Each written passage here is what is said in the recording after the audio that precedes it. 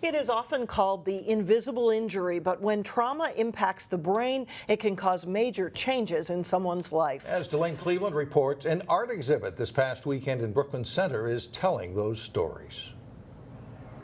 Every mask here is different, every story is different, and I think that's the main thing I like to have people understand. Every person has a story. I had emotional problems.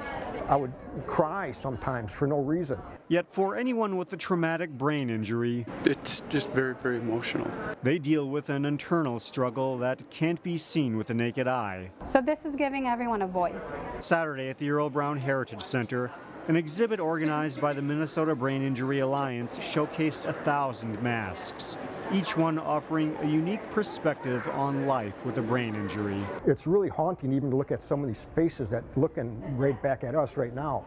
So I hope people would just come to realize, one, it's very, very common, and that everyone is different. Jon Casey is a retired police officer who was struck in the head 20 years ago by a man holding a steel table leg. Blew a hole in the side of my head about the size of a silver dollar, fracturing my skull, and four pieces of my skull broke off. One was driven into my brain. So I hope people just look at my mask and realize here's a cop who got hurt in the line of duty. At 7 years old, a 600-plus-pound tractor tire fell over into me. Then there are the masks designed by Amber Rose Kordiak, which highlight a painful story.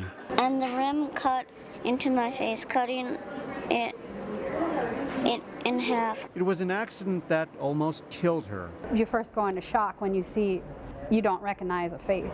On top of her physical injuries, she also suffered a brain injury in the incident. Every day she wakes up, she feels like there's just a weight pressing down on her. Her masks convey her struggles, Totally rips her life apart. along with the hope she and her family have for the future. She has inspired me and hundreds of other people to take life face on and feel the sunshine and the birds singing and not listen to the storms and the rain. In Brooklyn Center, I am more than proud of her. Delane Cleveland, CCX News.